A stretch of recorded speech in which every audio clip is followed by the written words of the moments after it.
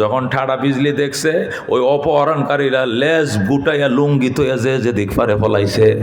আয় রে আয়, গেলে আয়, সালেমের খোদার গজব আইসে গেছে, এখানে থাকলে ঠাডা করে মরবে। সবটি ফলাইছে, জোরে কোন সুবহানাল্লাহ। সবটি যখন ফলাইছে তখন আমি রে মাম, আমি গিরিলের তালাটা ধরে টান দিছি আর বলছি, আল্লাহ যে শক্তি দিয়ে দুশ্মন সরাইছে ওই শক্তি দিয়ে তালা ভেঙে দাও, গিরিলের কবজাগুলো ঠাস ঠাস করে খুলে দাও। আল্লাহু আকবার। তখন বন্দিশালার গিলিজের তালাগুলো খুলে গেছে। এরপরে আমি দৌড়ায় বাইর হয়েছি। বাইর হয়ে এখন মদিনার পথ কোন দিকে চিনি না, কারণ আমার মুখ বান্ধে অপহরণ করছে। তখন আমি চিনি না, এক জায়গায় অন্ধকারের মাথায় দাঁড়ায় আমি কাঁদতেছি। হঠাৎ করে শুনি আমার কে কইতেছে, সালেম ডাইনে যা, ডাইনে যা, মদিনার গলি ডান দিকে। আল্লাহু আকবার। তখন আমি যখন ডান দিকে আইলাম, মদিনার রাস্তা আমি চিনে ফেলাইছি, আমি মেইন রুট পায়ে গেছি। যখন মহাসড়ক পায়ে গেছি তখন আস্তে আস্তে রওনা করছি। বৃষ্টি কিন্তু হচ্ছে, বিজলিও মারতেছে। হঠাৎ করে দেখি অনেকগুলো উট এক জায়গায় দাঁড়ায় রয়েছে, বৃষ্টিতে ভিজা। আমি মনে মনে করলাম, হাই রে, কার উটগুলো জানিয়ে বৃষ্টি তুফানে বাইসা যাইতেছে, কার সম্পদগুলো কোন দিক যাইতেছে, মালিক কার ক্ষতি জানি হইল আজকের বৃষ্টি এর তুফানে। আওয়াজ আইতেছে, এটি কাহারও নয়, সালেম রে, এটি গিফট অফ দা রব, এটা রবের পক্ষ থেকে তোরা হাদিয়া দেওয়া হয়েছে, তুই নিয়ে যা, এটা তোর জন্য, তোর মা বাবার জন্য আমি দিলাম। আল্লাহু আকবার। এরপরে আমি রশিদ এক মাথায় ধরছি, সব কটা উট আমার পিছনে হাঁটতে হাঁটতে তোমার বাড়ির দুয়ার আইছে। মা উটগুলোকে গরুর ঘরে নিয়ে বান্ধ। মা কয়ে, বাজান 3 দিন ধরে খাই না, ঘুমাই না, গোসল করি না সন্তানের জন্য, রোজা রাখছি সন্তানের জন্য, কান্নাকাটি করছি সন্তানের জন্য, মান্যত করছি সন্তানের জন্য, আমি গরু উটের জন্য কান্দি নাই। এই উট আমার গোয়ালে ঢোকাবো না, এটা আমার নিয়ে সন্দেহ আছে, কনফিউশন আছে। সালেম ডাক দেয়, কয়, মা যদি এই উটগুলো নিয়ে সন্দেহ থাকে তাহলে আমার নবীর দরবারে নিয়ে চলো, নবীর ফতোয়া, নবী যদি খাইতে কয় তাহলে খামু, নাহলে যেখান থেকে আনছি সেখানে ফেরত দিয়ে আসবো। আল্লাহ নবীর দরবারে যাওয়ার পরে কই, ইয়া রাসূলুল্লাহ, হাবিব আল্লাহ, আল্লাহ সালেম রে মুক্তি দিছে। সালেম যেদিন মুক্তি পাইছে 100টা উট সে লগে করে রশিদে বান্ধে নিয়ে আইছে।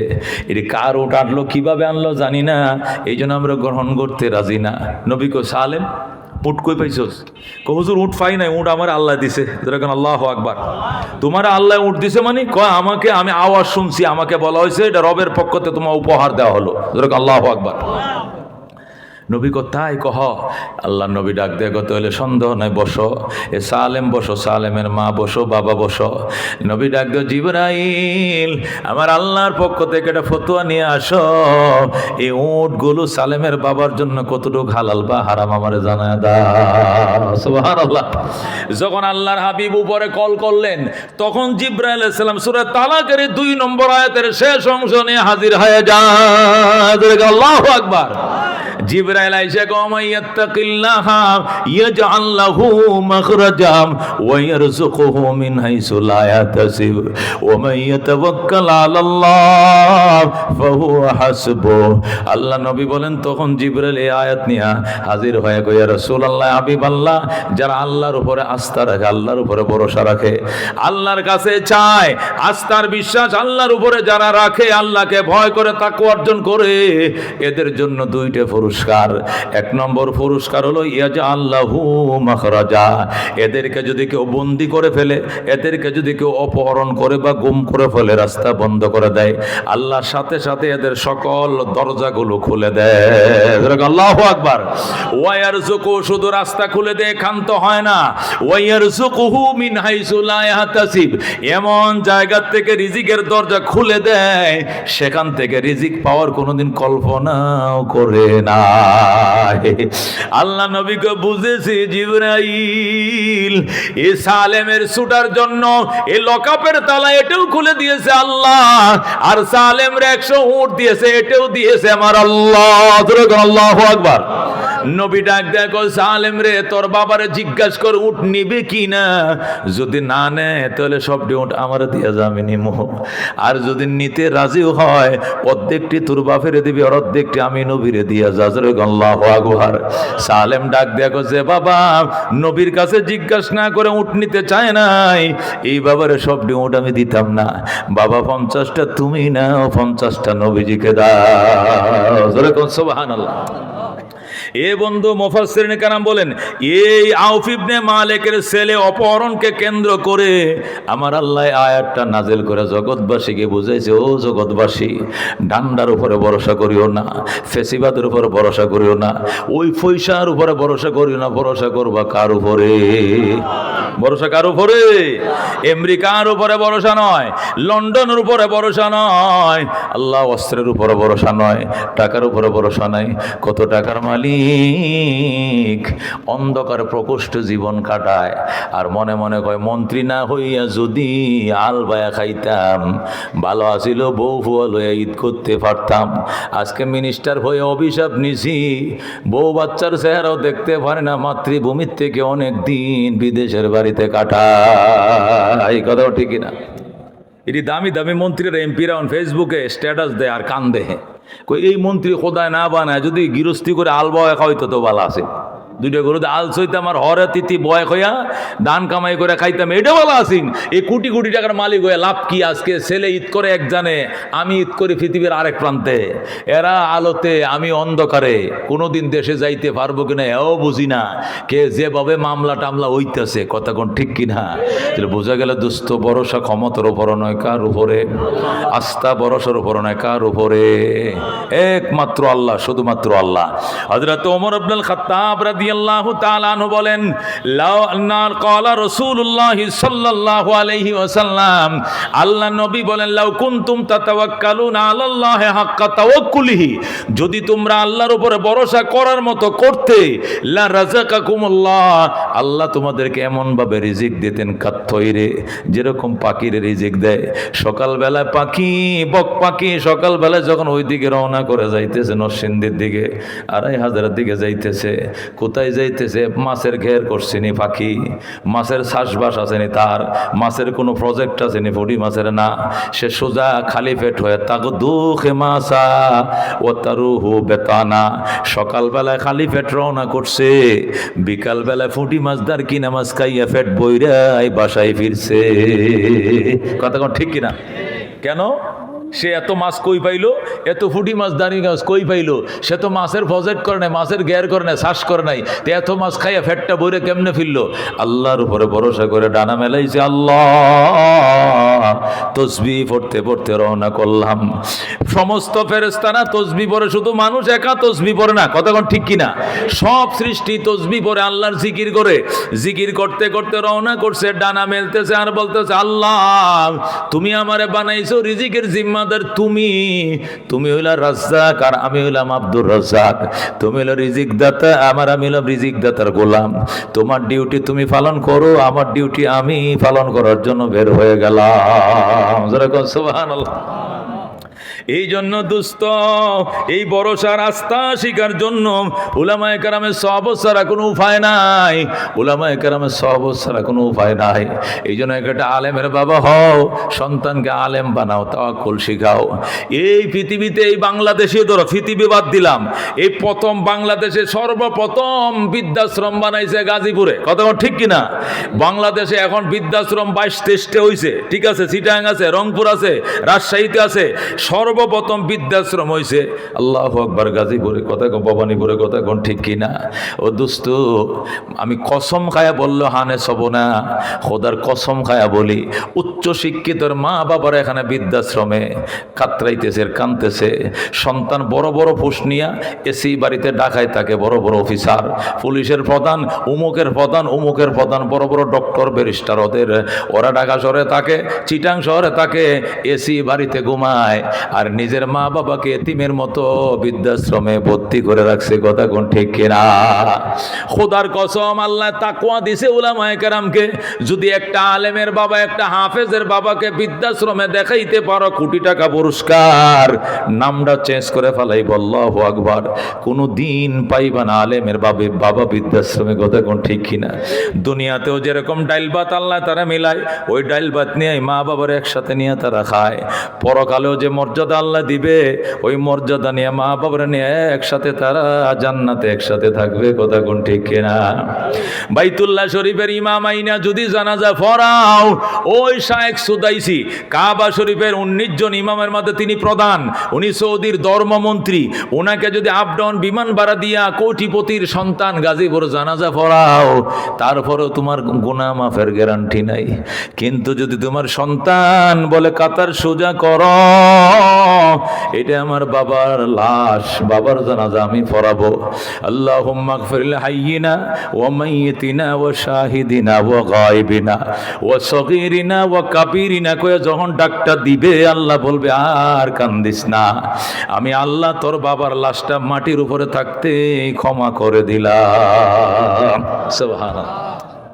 এজন্য দোস্ত, এলেম অত্যন্ত দামি জিনিস। এলেম আলেমকে পাহারা দেয়, দুনিয়ার শিক্ষা পাহারা দেয় না।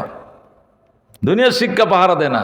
উচ্চ শিক্ষিত লেকচারার, কলেজের টিচার শুক্রবার হাফ প্যান্ট পরে ঘুরতেছে, কিও স্যার, স্যার কিতা কয়, মনে করেন সারা সপ্তাহে তো জিন্সের লম্বা প্যান্ট পরতে পরতে খারাপ লাগে, আজকে শুক্রবার অফিস আদালত বন্ধ, এই জন্য একটু রিল্যাক্সে ঘুরতেছি, একটু হাঁটতেছি হাফ প্যান্ট। তা আপনি হাফ প্যান্ট পরলে আপনার পোলাপান কি পরবে?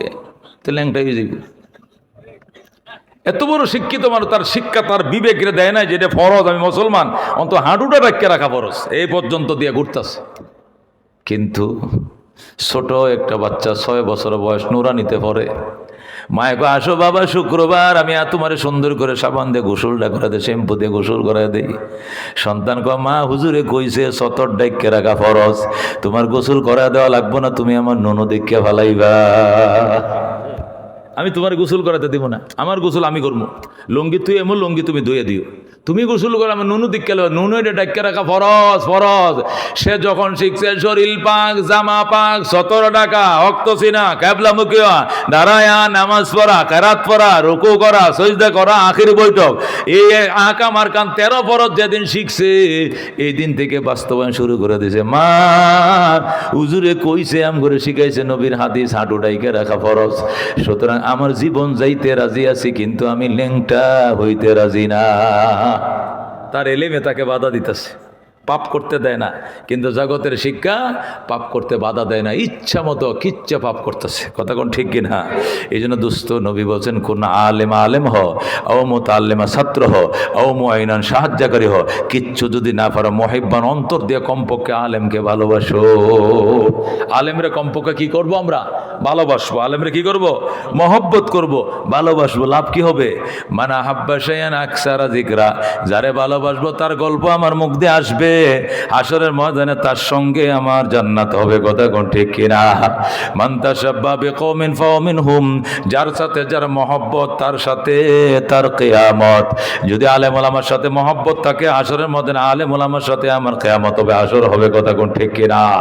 এই জন্য ভাইও, দোস্ত, বুজুর্গ, ওলামায়ে কেরামকে মহব্বত করতে রাজি আছেন? কারা কারা রাজি আছেন? হাত বাড়ান।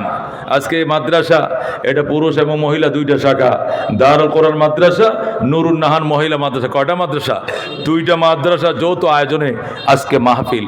এতিম বাচ্চারা, গরিব বাচ্চারা এখানে লেখাপড়া করে, কোনো জোর জবরদস্তি নাই, কোনো বাকি সাকি নাই, নগদ নগদ নগদ নগদ নিজের মা নিজের বাবার নিয়তে সদকায়ে জারিয়া।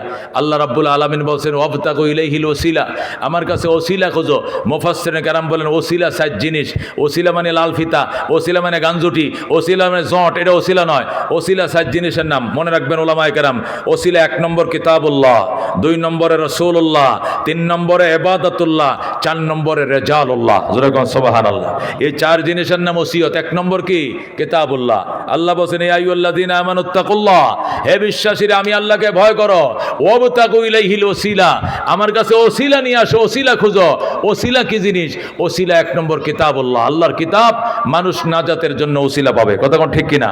কোরআন বলবে, আয়া রাব্বি ইন্নী মানাতুহুন নাওমা বিল্লাইলি ফাশাফিনি ফি, হে আমার রব, দিনে তোমার, রাত্রে তোমার বান্দারে ঘুমাইতে দেই নাই, সে কোরআন পড়ছে, আমার সুপারিশ কবুল করো। ফায়ুশাফান, আল্লাহর সাথে সাথে কোরআনের সুপারিশ কবুল করে মাফ করে দিবে। নবী 2 নম্বরে রাসূলুল্লাহ, মানুষের নাজাতের ওসিলা 2 নম্বর হবে কে? রাসূলুল্লাহ। আল্লাহ রাসূলুল্লাহ সাল্লাল্লাহু আলাইহি সাল্লামকে সুপারিশ করার অনুমতি দিবেন। আল্লাহ বলেন ওয়ালা সাউফা ইউতিকা রাব্বুকা ফাতারদা, আমার বন্ধু অতি শীঘ্রই আপনার রব আপনাকে এত কিছু দিবে আপনি খুশি হয়ে যাবেন।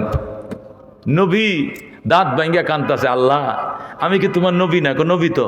তা আমার মাথায় লোহার টুপি কাঁদলো, জিব্রাইল কই আসিল? আমার দাঁতটি ভাঙ্গা দিল, জিব্রাইল আসিল কই? আমারে মক্কাতে তারায় দিল, আইলাম মদিনা, এখানেও ডেলি আমার বিরুদ্ধে যুদ্ধ, আজকে দাঁত ভাঙ্গে কালকে মাথা ভাঙ্গে, আর কত পরীক্ষা করবা? আল্লাহ নবীকে সান্ত্বনা দেয়, ওয়ালা সাউফা ইউতিকা রাব্বুকা ফাতারদা, আমার বন্ধু অতি শীঘ্রই আপনার রব আপনাকে এত কিছু দিবে আপনি খুশি হয়ে যাবেন। নবী কয় ইদান লা আরদা, আমি ততক্ষণ পর্যন্ত খুশি হব না যতক্ষণ আমার একটা ঈমানদার উম্মত জাহান্নামে থাকবে। আল্লাহর মুখের উপরে নবী না করে দিয়েছে, আমি খুশি হব না। আল্লাহকে ওয়ালা সাউফা ইউতিকা রাব্বুকা ফাতারদা, আল্লাহ কোরআন শরীফে আয়াত দেয়া সূরা দুহার মধ্যে আছে কিনা? আপনাকে আপনার রব এত কিছু দিবে, ওই দিন আপনি সাথে হাসবেন আর খুশি হবেন। এখন কান্নাটা বন্ধ করেন, আমি খুশি হইতাম না। ইদান লা আরদা, আমি খুশি হব না। কেন খুশি হবেন না? যতক্ষণ আমার একটা উম্মত জাহান্নামে থাকবে আমি খুশি হব না। আল্লাহ আপনার সমস্ত উম্মতকে জাহান্নাম থেকে মুক্তি দিয়াই আপনার মুখে হাসি ফোটাবো। সুবহানাল্লাহ। এই জন্য দোস্ত, কিতাবুল্লাহ হলো 1 নম্বর ওসিলা, 2 নম্বর হলো রাসূলুল্লাহ, 3 নম্বর হলো ইবাদাতুল্লাহ। আল্লাহ নবী কয়, যে ব্যক্তি হজ করলো এমন নিষ্পাপ হবে যেমন নিষ্পাপ ভাবে তার মা তাকে জন্ম দিয়েছিল। কথা কোন ঠিক কিনা? লাইসা লিল হাজ্জিল মাবরুর জাযাউন ইল্লাল জান্নাহ, কবুল হজের বিনিময় আর কিছু নাই, শুধু জান্নাত। তাহলে ইবাদতের ওসিলা মানুষ জান্নাত পায়। কথা কোন ঠিক কিনা? নবী বলছেন 5 ওয়াক্ত নামাজ পড়বা, ডান হাতে আমলনামা দিয়া বিদ্যুতের গতিতে বিজলির আকারে পার হয়ে জান্নাতে ঢুকবা। আল্লাহু আকবার। তাহলে ইবাদাতুল্লাহ হবে মানুষের উসিলা। তাহলে 1 নম্বরে কিতাবুল্লাহ, 2 নম্বরে রাসূলুল্লাহ, 3 নম্বরে হলো ইবাদাতুল্লাহ, 4 নম্বরে হলো রিজালুল্লাহ। আল্লাহর বিশেষ বান্দারা আমাদের নাজাতের জন্য উসিলা হবে।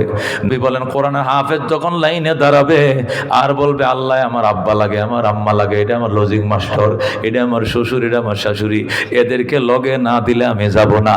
আল্লাহ বলবেন 10টা গয়না গয়না জাহান্নাম থেকে বের কর, আর জান্নাতের সাথী হইয়া জান্নাতে ঢুক, কেউ বাধা দিবে না। আল্লাহু আকবার। ওই দিন বাদশা হবে, ওই দিন রাজা হবে, ব্যারিস্টার হবে। আল্লাহু আকবার। ওলামায়ে কেরাম এরা রিজালুল্লাহ হবে, রিজালুল্লাহ। এই রিজাল তৈরি করার মাদ্রাসা, মেয়ে হোক পুরুষ হোক দোনো শাখা এখানে আছে, এদের জন্য সদকায়ে তাজ। কথা কোন ঠিক কিনা? বড়দের বাকিয়াতুস সালাফ, আমাদের বড়রা তো অনেকে চলে গেছেন দুনিয়া থেকে, তার মধ্যে মুফতি দেলোয়ার শাহ হুজুর, মুফতি মিজান সাহেব হুজুর, মুফতি আব্দুল মালিক সাহেব। কথা কোন ঠিক কিনা? ওনাদের ছাত্র হওয়ার যোগ্যতা আমাদের নেই। হুজুর ছেড়ে দিয়েছেন, আসলে শরীর ভালো নয়। হুজুর বলছেন, বাবা আমার শরীর ভালো নয়, আইসেন ভালো হয়েছে, আমিও বাঁচি। এই জন্য তবে আমি তো আর আসছিলাম যে হুজুর 10 মিনিট শুনবো, এরপরে ইনশাল্লাহ হুজুরের মর্জি মোতাবেক ছাড়বেন। যাই হোক, হুজুরের সেহত কামনা করে আল্লাহ পরিপূর্ণ শিফায়ে আজলা কামেলা দায়মা নসিব করেন। যেরকম আমিন। نحمده ونستعينه ونستغفره ونؤمن به ونتوكل عليه ونعوذ بالله من شرور أنفسنا ومن سيئات أعمالنا من يهده الله فلا مضل له ومن يضلله فلا هادي له ونشهد أن لا إله إلا الله وحده لا شريك له ونشهد أن سيدنا ومولانا محمدا عبده ورسوله أما بعد فأعوذ بالله من الشيطان الرجيم بسم الله الرحمن الرحيم ومن يتق الله يجعل له مخرجا ويرزقه من حيث لا يحتسب ومن يتوكل على الله فهو حسبه. وعن عمر بن الخطاب رضي الله تعالى عنه قال قال رسول الله صلى الله عليه وسلم لو كنتم تتوكلون على الله حق توكله لرزقكم الله تعالى كالطير تغدو خماسا وتروه بطانا. صدق الله المولانا العظيم وصدق رسوله النبي الكريم ونحن على ذلك لمن الشاهدين والشاكرين والحمد لله رب العالمين. درود شريف পড়েন اللهم صل على محمد وعلى آل محمد كما صليت على إبراهيم وعلى آل إبراهيم إنك حميد مجيد. اللهم بارك على محمد وعلى آل محمد كما باركت على إبراهيم وعلى آل إبراهيم إنك حميد مجيد. দারুল কোরআন মাদ্রাসা ও নুরুন নাহার মহিলা মাদ্রাসা হেফজ সমাপতি ছাত্রছাত্রীদের পাগড়ি পুরস্কার প্রদান উপলক্ষে আয়োজিত ওয়াজ ও দোয়ার মাহফিলের মোহতারাম সভাপতি, আজকের মাহফিলের মধ্যমণি শেখুল মাশায়েখ শেখুল হাদিস মুফতি আজম বর্তমানে বাংলাদেশের মুফতি দিলওয়ার হোসেন সাহাব দামাত বরকাতুল আলিয়া, গাজীপুরের বহু আলেম ওলামারা, গাজীপুর তো ওলামা ভর্তি, গাজীপুর ওলামাদের ফ্যাক্টরি গাজীপুরে, এত ওলামা একরাম গাজীপুরে কল্পনা করা যায় না। মাসাজিদের আইম্মারা, মাদারেসের মুহাদ্দিসিনরা এখানে অনেকে আসছেন, বুজুর্গ ওলামা একরাম, মুরব্বিয়ান আযম, বেরাদরান ইসলাম, পর্দার আড়ালের মা ও বোনেরা, আল্লাহ তাআলার দরবারে অসংখ্য শুকরিয়া। নাদায়েক, গুনাহগার, দুর্বল, আল্লাহকে খুশি করার জন্য ওলামাদের কিছু নসিহা অমেয় বাণী শ্রবণ করার জন্য রাত অনেক 11টা পার করছি, এখানে হাজির হওয়ার সুযোগ দিয়েছেন, যেরকম আলহামদুলিল্লাহ। আমাদের কোনো শক্তি সামর্থ্য তেমন নাই, আমরা অত্যন্ত দুর্বল। আল্লাহ নিজে বলছেন ও খোলেকাল ইনসানু জয়ীফা, মানুষকে অত্যন্ত কি করে বানাইছি? দুর্বল। একটা গরুরও 4টা পা আছে, আমার 2টা পা। 4 পাওয়ালাটা গাড়ি সহজে অ্যাক্সিডেন্ট করে না, 2 পাওয়ালা সাইকেল আর হুন্ডা ফটারপট অ্যাক্সিডেন্ট করে, কথা ঠিক কিনা? এই দিক থেকে আমরা দুর্বল। 4 পাওয়ালা অনেক শক্তিশালী, সে 4টা পা খোড়া মারা খাড়াইলে 2 পাওয়ালা 10 জনও পারবো না একটা হাতির সাথে, কথা ঠিক কিনা? অত্যন্ত দুর্বল আমরা। আমাদের মান, আমাদের সম্মান, আমাদের ইজ্জত আল্লাহর দাসত্বের কারণে, সৃষ্টির সেরা হওয়ার কারণে, শক্তির কারণে নয়, কতক্ষণ ঠিক কিনা? শক্তির দিক থেকে আমরা দুর্বল না সবল? দুর্বল। কত দুর্বল? ছোট একটা মশা দেখা যাইতে যায় না, এই মশাটার ভয়ে 800টা একটা মশারি বানাইছি, যে মশা যেন আমার কাছে না হয়, মশারের ভিতরে ঢুকো, আবার ঢুকতে যেতে না পারে লেফে তুষকের নিচ দিয়ে এমন গাঞ্জা দিছে তো শক্ত করে, ওয়াটার প্রুফ। মশা হাসে, দেখছো কারবার কত বড় 2 পাওয়ালাটা, আমার ডরে গাঞ্জাটা কেমনি দিতেছে দেখছো, কারবারটা কি ভয়টা না পাইছে আমারে, আসলে তো ভয়ই পাইছে, না হলে এত বড় একটা মানুষ এই উনি ফুকাটার জন্য মশারি টাঙ্গাইছে। আল্লাহর কথাই সত্য, খুলিকাল ইনসানু জয়ীফ, মানুষকে দুর্বল করে বানানো হয়েছে, কথা কোন ঠিক কিনা? মশারি নাই, আমি মশারি টাঙ্গাই না, তো কয়েল তো চালাও, এটা কয়েলের দাম 80-85 টাকা। এই যে মাসে 4টা-5টা প্যাকেট ফুরাইতেছে কয়েলের, এই মশার ডরে যে মানুষ মশারেও ডরায়, যে মানুষ মশাকেও ভয় পায়, কত দুর্বল সে, কথা কোন ঠিক কিনা? আমার এক আত্মীয় মোটা সোটা বড় সড়ো, আমার সেরা ডবল হবে, তাকে ডেঙ্গু মশায় কামড় দিছে। মানুষ কত দুর্বল, আমি ঘটনাটা কালকেও বলছি। 3,80,000 না 85,000 ছিল রক্তের প্লাটিনাল, আছে না? এটা কত নামছে জানেন? শুধু 12,000-এ। যখন 12,000 নামছে তখন যে কানাকাটিটা শুরু হয়েছে, কারণ ডাক্তার বলে 20,000-এর নিচে আসলে ওই রুগী বাঁচে না। ডেঙ্গু মশায় কামড় দিলে রক্তের প্লাটিনাল, যে পানির যে গ্রুপটা, এই পানিটা যদি শুকিয়ে যায়, রক্তের সাথে পানি থাকে, 1 গুণ রক্তের সাথে 3 গুণ পানি থাকে, নতুবা রক্ত কাজ করে না, এই পুরা পানিটাকে শুষিয়ে ফেলে। আর এই প্লাটিনালটা যদি 20,000-এর নিচে চলে আসে, এটা থাকে হইলো 3 লাখ, 3.5 লাখ, 4 লাখ, কমপক্ষে 1.5 লাখ থাকতে হয়। এটা যদি 20,000, শুধু 20,000-এর নিচে আসে, সে মারা যাবে। শুধু 12,000 আসছে, হাই রে কান্নাকাটি। আমি নিজেও দেখতে গেছি, ডাব কিনে নিয়ে গেছি, আরও মালটা কিনে নিয়ে গেছি, আরও কি কি কিনে নিয়ে গেলাম, যেটা খাইলে রক্ত হয়। নাক দিয়ে মেশিন লাগাইছে, হাতে এটাতে স্যালাইন, এটাতে ইঞ্জেকশন, কত কিছু চলছে। তারে জাগায় বয়া দিছে একটা মশায়, কথা কোন ঠিক কিনা? একটা মশার কামড়ে তার 3,80,000 রক্তের প্লাটিনাল নেমে আসছে শুধু 12,000-এ। এই মানুষও যদি গর্ব করে, আই এম কোচ, আমি একটা কিছু, এর মশার সাথে কি লড়াই করতে দেওয়া উচিত? কথা কোন ঠিক কিনা? আল্লাহ কয় তুইও লড়স বেটা। এই জন্য দোস্ত, আমাদের মর্যাদা, আমাদের মান এবং শান আমাদের শক্তির কারণে নয়, গোলামের দাসত্বের কারণে। কথা কোন ঠিক কিনা? अगर एक तो नहीं मेरा तो कोई शै भी नहीं मेरी, जो तो मेरा तो सब कुछ मेरी, फलक मेरा जमी मेरी।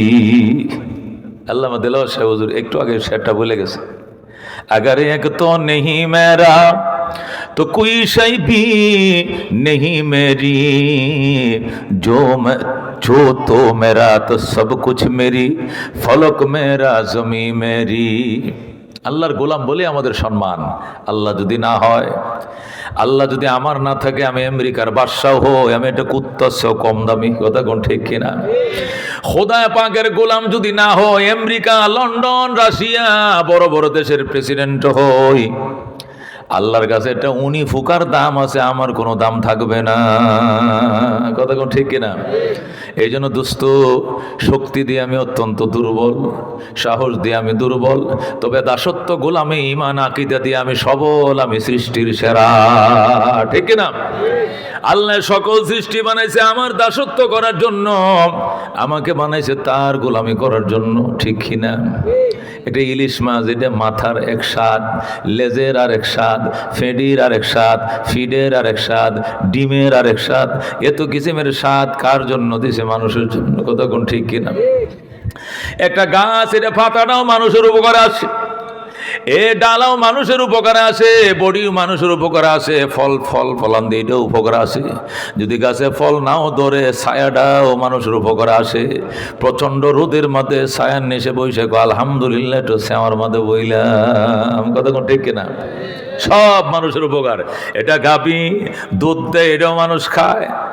এদা গাভী গোবর দেয়, এটাও দিয়ে মানুষ গোশি বানায়, কি বানায়? রান্দার লাকড়ি বানায়। কথা ঠিক কিনা? গোবরও কাজে লাগে, দুধও কাজে লাগে, তার চামড়াটাও কাজে লাগে, তার শিংডিও কাজে লাগে, খোরাটাও কাজে লাগে, গোস্তটাও কাজে লাগে। আল্লাহু আকবার, বেঁচে থাকলেও কাজে লাগে, জবে করার পর কাজে লাগে, কোনো একটা অংশ তার কাজের বাকি নাই, সব মানুষের জন্য। ঠিক কিনা?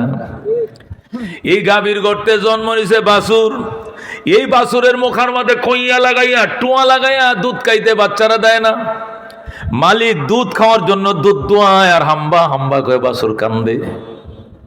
বাছুর গো, মা গো, আমি তো তোমার সন্তান, এই দুধ আমার হক, আমার হক, বাড়িওয়ালা খাইবে কেন? গাভী ডাক দেখো, সন্তান, তুই খাওয়ার জন্য 2টা পা দিয়ে ছিপ দিয়ে কিছু দুধ আমি আমার স্তনে রেখে দিছি, এটা দিয়ে তুমি সবর করবা, আর বাকি দুধ বাড়িওয়ালা আমার গৃহস্থে খায় খোদার গোলামি করবে।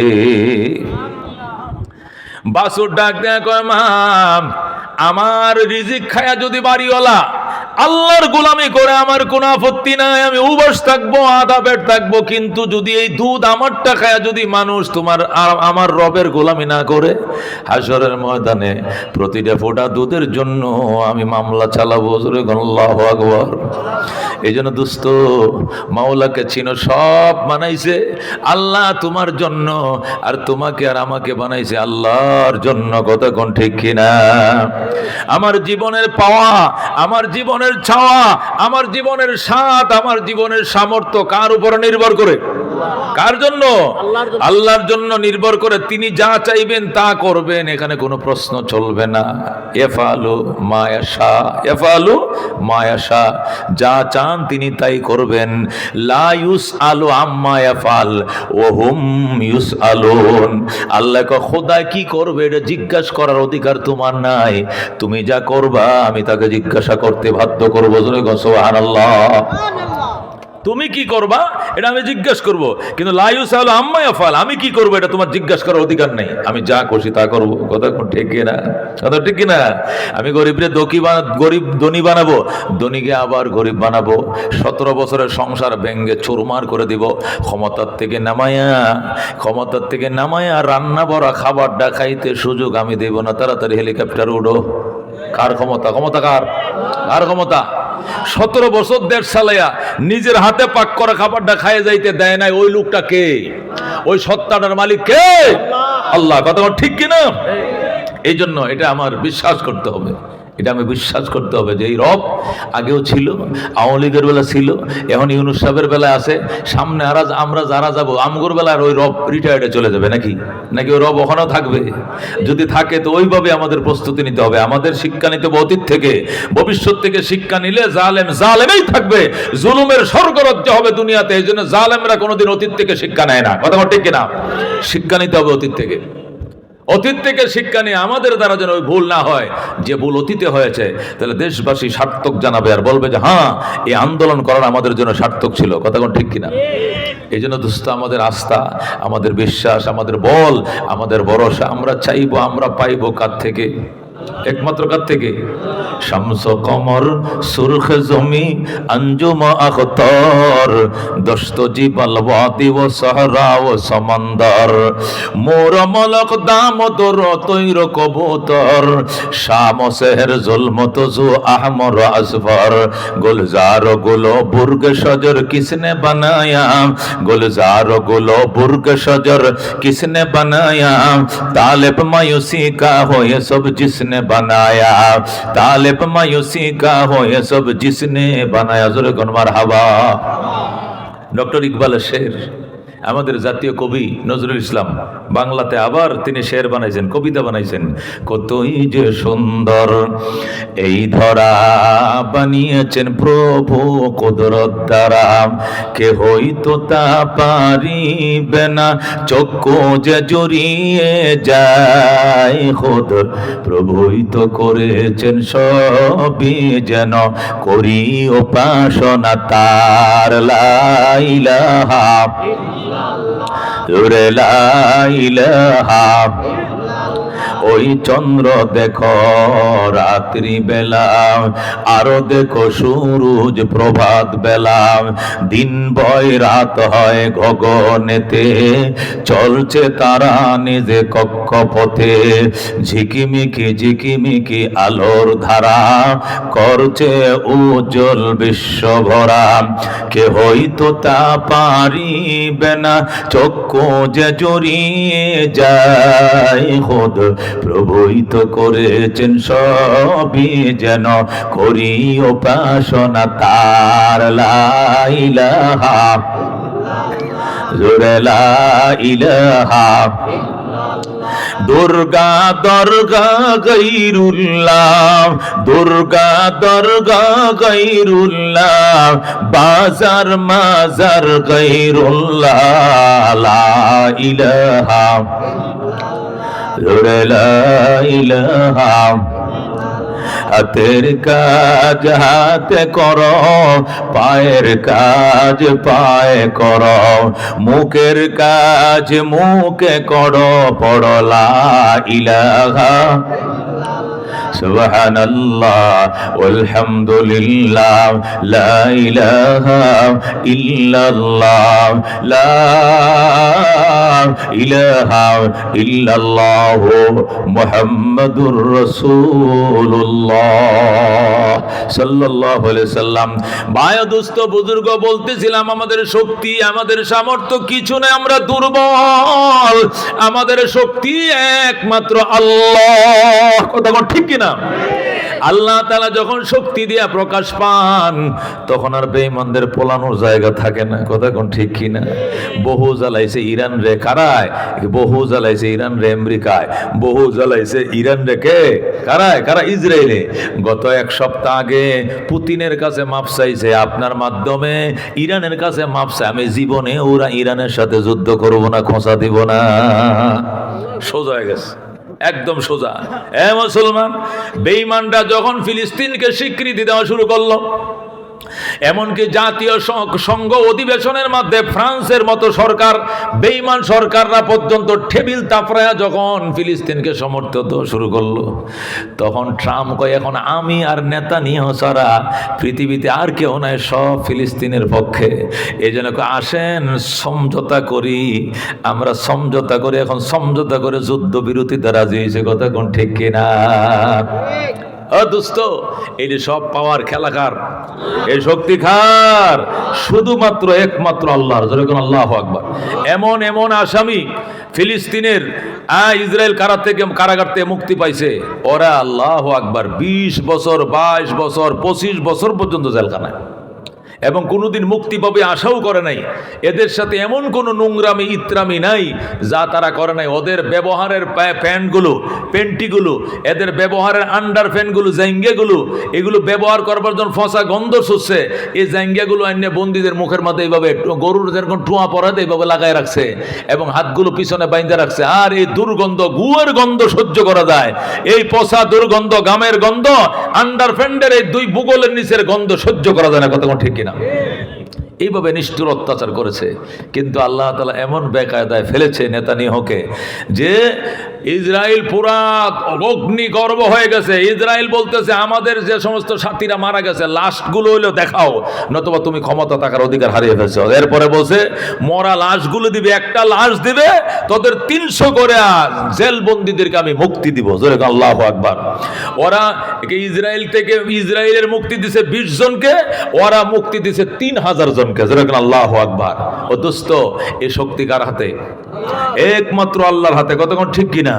আল্লাহু রাব্বুনা মুহাম্মদ নাবিয়ুনা নাহনু মুতিয়ুহুমা নাহনু কুল্লুনা হিজবুল্লাহ লা নাখাফু ইল্লাল্লাহ ওয়া তাসিম বিহাবলিল্লাহ মুজাহিদ ফি দীনিল্লাহ আল জিহাদ সাবিলুনা নুকিমু ফি দীনিল্লাহ লা ইলাহা ইল্লাল্লাহ নুকিমু ফি দীনিল্লাহ লা ইলাহা ইল্লাল্লাহ লাইসাল মুলকু লিজ-জালিম ওয়ালাল মুলকু লিল-খায়েন লা নাখাফু আমেরিকা ওয়ালা নাখাফু রাশিয়া। ঠিক কি না?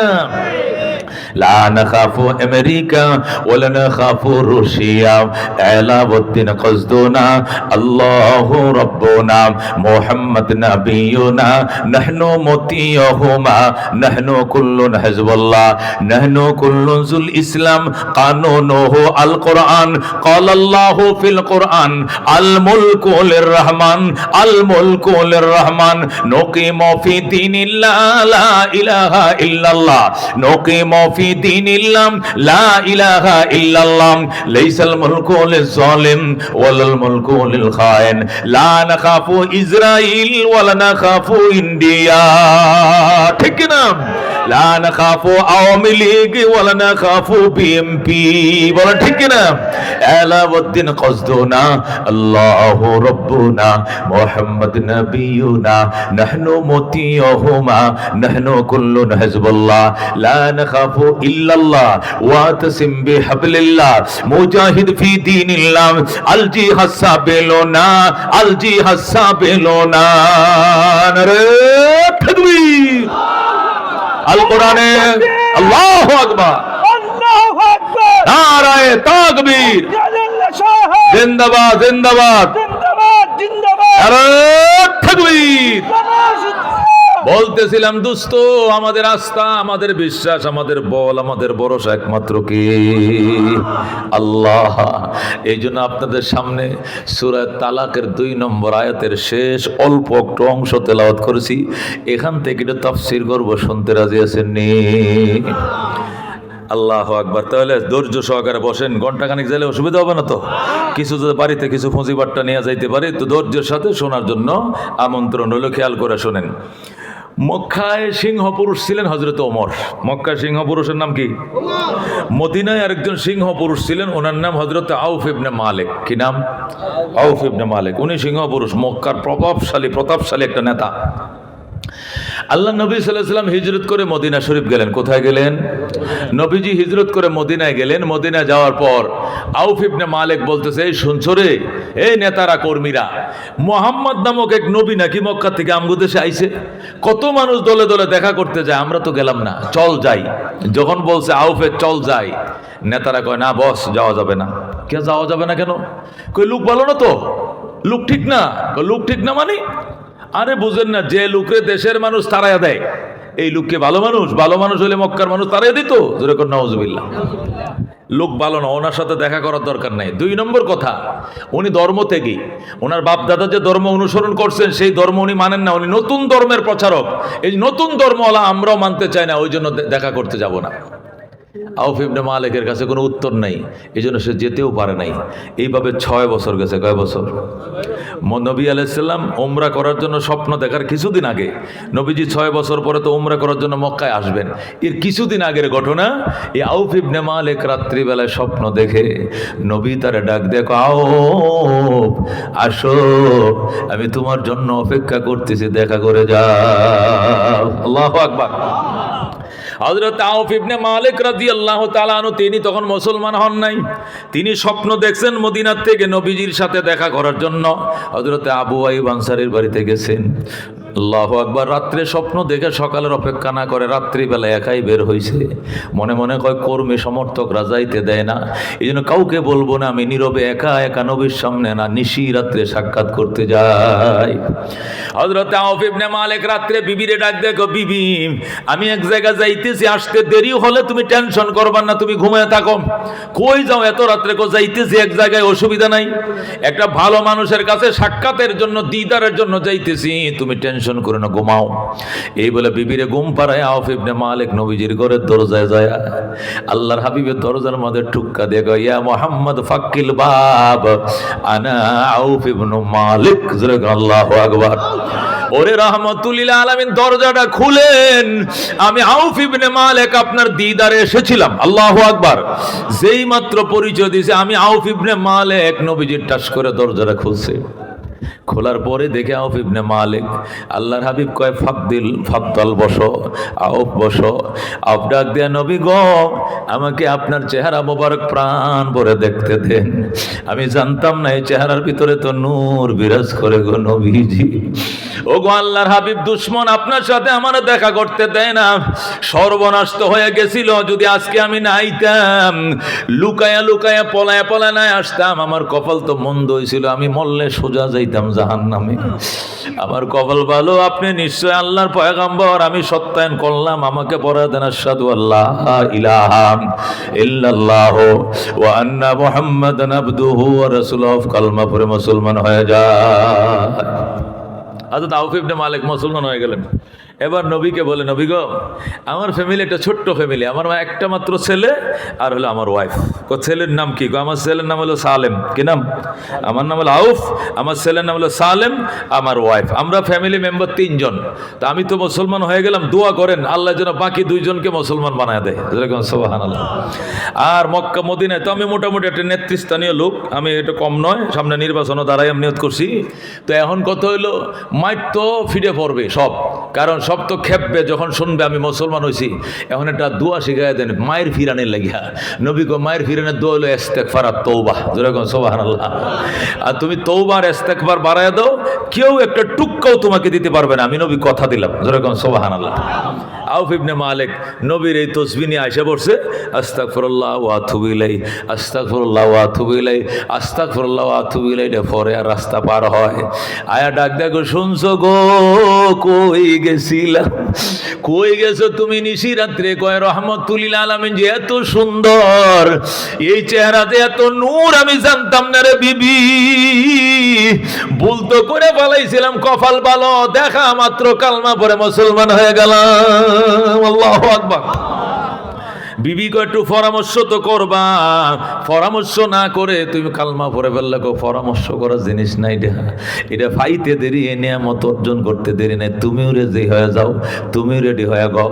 বিবিকে আমি পরামর্শ ছাড়া আমার ছেলের সাথে বুঝ পরামর্শ না করে মুসলমান হুট করে হব না। তোমার দিন তুমি দেখো, আমার দিন আমি দেখি। ওই দিক দিয়ে আউফ ইবনে মালিকের কর্মী সমর্থকরা আউফরে ঘেরাও করে ধরছে, বস আপনি একা একা আমাদেরকে রাইখা নবীর দরবারে যায় কালমা পড়লেন, কামটা ঠিক করছেন নি? কয় না ঠিক করি নাই। এই তো বুঝছেন ঠিক করেন নাই। আচ্ছা কেমনে ঠিক করেন নাই কন? কয় 6 বছর আগেই মুসলমান হওয়ার কথা ছিল, 6টা বছর দেরি করছি, আমি ঠিক করি না। আল্লাহু আকবার। আমি ঠিক করি নাই মানে কালমা পড়ে ঠিক করে নাই এরকম না, কালমা পড়তে যে দেরি করছি এইটা ঠিক করি নাই। আল্লাহু আকবার। কর্মীরা খেপসে কে বেগর ঠিক আছে দেখা দিব, কালমার স্বাদ কানে কয় বুঝা দিব, ইসলামের মজা শিখাই দিব। আউফ ইবনে মালিক কয় বেটা নবী এমন তসবিহ শিখাই দিছে কিচ্ছু করতে পারবি না। আস্তাগফিরুল্লাহ ওয়া আতুবু ইলাইহি। আল্লাহু আকবার। নবী এমন জাদু মন্ত্র শিখিয়ে দিছে কিচ্ছু করতে পারবা না, যা পারো করো। সব ডেকেছে বউর কাছে, গো ভাবি সাহেব নেতা বাদ দিছি, এখন আপনার নেত্রী বানাবো। সবসময় কি খালি নেতায় নেতৃত্ব দেয়? বিট্টেনে দেয় না মাঝে মাঝে? আমাদের দেশে যেরকম দেয়, আপনি হবেন ম্যাডাম, আপনি হবেন নেত্রী, এখন আপনার নেতৃত্বে দল গঠন করব। বস ক্যান্সেল। মহিলা ডাক দেখে কেন? আপনার স্বামী তো মুসলমান হয়ে গেছে। বিবি কয় যাও, একটু দেরি করছিলাম, এখন আমারা দিয়া স্বামীরে শায়েস্তা করবে, আর দেরি নয়, আমি এখন এই নবীর দরে যায় কালমা পড়ে মুসলমান হয়ে গেলাম। স্ত্রীও মুসলমান হয়ে যায়। হায় হায়, এখন কাফেররা কই যাবে? সালেম ছিল নানির বাড়িতে, সেখানে গেছে। যাই কো সালেম শুনছোস, তোর বাপও মুসলমান ধর্ম থেকে, তোর মাও ধর্ম থেকে, তুই কি করবি? ধর্ম থেকে মানে ধর্ম ছেড়ে দিছে, এখন কোনটা? এখন মোহাম্মদের ধর্ম ধরছে। খায় সর্বনাশটা করছে। তুমি বাবা আমগোর সাথে থাকো, তোমার সাথে নিয়া তোমার বাপ মার এমন একটা শিক্ষা দিব, জীবনের শিক্ষাটা দিয়ে ছাড়বো, ইসলামের মজাটা বোঝাবো। মানে আমার সাথে নিয়ে আমার বাপ মায়ের শিক্ষা দিবা? নবীর বাড়িটা কোন দিকে? কই দিকে? বিল ফাতারে দৌড়, কোনা কুন্যা দৌড়। জোরে কোন আল্লাহু আকবার। যায় কোন নবী দেরি নাই, পড়া দেন আশহাদু আল্লা ইলাহা ইল্লাল্লাহু ওয়া আশহাদু আন্না মুহাম্মাদান আবদুহু ওয়া রাসূলুহু। সালেম ও কালমা পড়ে মুসলমান হয়ে যায়। ফ্যামিলি মেম্বার কয়জন? 3 জন মুসলমান। তাফসিরে লেখে, এখন আউফ ইবনে মালিক নবীর কাছে যায়, বলে ইয়া রাসূলুল্লাহ, তে তাসবিহ আমার যে মন্ত্রটা দিয়েছিলেন 3 জনকে এটাই পড়বো? হ্যাঁ। কয় একটাই, আস্তাগফিরুল্লাহ ওয়া আতুবু ইলাইহি। ইস্তেগফার এবং তওবা বাড়াও। কেউ কিছু আমরা 3 জন পড়বো, এটা কয় হ্যাঁ। ঝুঁকি থাকবে, তবে ঝুঁকিতে পড়লেও আল্লাহ হেফাজত করবে। আউফ ইবনে মালিক বলেন, আরেকদিন আমার ছেলে সালেমকে বাজার করার জন্য পাঠাইলাম। আমাদের দেশে খোলা বাজার আছে না, গ্রাম দেশে বসেছে, বিকেল সন্ধ্যার আগে শেষ হয়ে যায়, সকাল থেকে বসে সন্ধ্যা পর্যন্ত, সন্ধ্যার পরে আবার গাট্টি গুটিলে সবাই চলে যায়, বাজার নাই। এরকম খোলা বাজার আছে কিনা? মদিনার মধ্যে এরকম খোলা বাজার বসতো খেজুর বাগানে। আউফ পাঠাইছে সালেমরে বাজার করে, তো বটবড়ি আনবে, মূলা আনবে, আলু আনবে, কচু আনবে, চিংড়ি মাছ, বোয়াল মাছ এই আনবে, যা বাবা যা। আউফের টাকা দিছে, ছেলে বাজার করতে গেছে, মা বইসে রয়েছে, বা সন্তান আসলে মরিচ পিষে রাখছে, তরকারি বসাবে, কিন্তু সন্ধ্যা হয়ে গেছে, ছেলে আসে না। সন্ধ্যা হয়ে গেছে যখন ছেলে আসে না, আজান চলতেছে, নামাজ পড়তেছে মুসলমান, কিন্তু সালেম তো আসে না। সালেমের মা কাঁদতেছে, আউফ কাঁদতেছে, আল্লাহ না জানে কি হয়েছে, সব তো মদিনা আমার শত্রু হয়ে গেছে, আমার সালেমরে কোনো অপহরণ করছে টরছে কিনা। নামাজটা ফইরা আউফ দৌড় দিছে, রাস্তায় যায় কয় কার মায়ের সন্তানটা বুঝি দইরা নিয়ে গেছে রে, কার মায়ের সন্তানটা বুঝি মুখ বাইন্ধে লয়ে গেছে রে, ওই গাজীপুরের বাগানের ভিতরে ঢুকাইতেছে, আমরা দেখছি। আউফ কয় কি ভাই কি? কয় একটা লোক বাজার করে আইতেছে, 2 হাতে পলিথিন ভরা বাজার, এই বাজারগুলো নিয়ে গেছে, ছেলেটারে হাত মুখ বাইন্ধে ওই দিকে নিয়ে গেছে, কাঁদতেছে, আমি আউফের ছেলে, আমি মুসলমান, আমি মুসলমান। জোরে বলেন আল্লাহু আকবার। আউফে কোটে তো আমার ছেলে, কই এই মাত্র নিয়ে গেছে। আউফ ওই দিকে না যায়, সোজা নবীর দরবারে। ওগো রহমাতুল লিল আলামিন, আপনি তো বলছিলেন কোনো ক্ষতি হবে না, আমার তো একটা মাত্র সন্তান, আর কোনো ছেলে মেয়ে নাই, আমার ছেলেকে দুশমন অপহরণ করে নিয়ে গেছে। আল্লাহ নবী গো সমস্যা কি? ওই যে তাসবিহ দিছিলাম পড়তাছস, আস্তাগফিরুল্লাহ ওয়া আতুবু ইলাইহি, কো পড়তাছি, কো অতিরিক্ত একটা ডিউটি করবার, নফল রোজা রাখবা, আজকে সেহরি খাইবা, নফল রোজা রাখবা, দেখবা কয় ইফতার করার আগে তোমার সন্তান ইনশাআল্লাহ তোমার বাড়িতে ফিরে আসবে। হযরত আউফ ইবনে মালিক রোজা রাখছে, ইফতার করছে, আয়েশা কয় হুজুর আইলো না তো, কয় আরেকটা রোজা রাখো। ইফতার করে হুজুর আহে নাই, কয় আরেকটা রোজা রাখো। 3 রোজা রাখছে, আয়েশা কয় হুজুর এখনো তো আসে নাই। আল্লাহ নবী কয় বুঝেছি, আউফ তোর স্ত্রীকে ডাক। স্ত্রী স্বামী দুইজন দুই পাশে বস, পিছনে বসছে, ডান পাশে স্ত্রী, বাম পাশে স্বামী। আউফ ইবনে মালিক এবং তার স্ত্রী নবী কয় আমি মোনাজাত করব, তোর আমিন আমিন খুবই। হযরত নবীর দোয়া করে আল্লাহ সালেম একমাত্র সন্তান, আউফের আর কোনো সন্তানাদি নাই, এদের কোনো অপরাধ নাই গো, আমার হাতে কালমা পড়ছে এটাই শুধু এদের অপরাধ।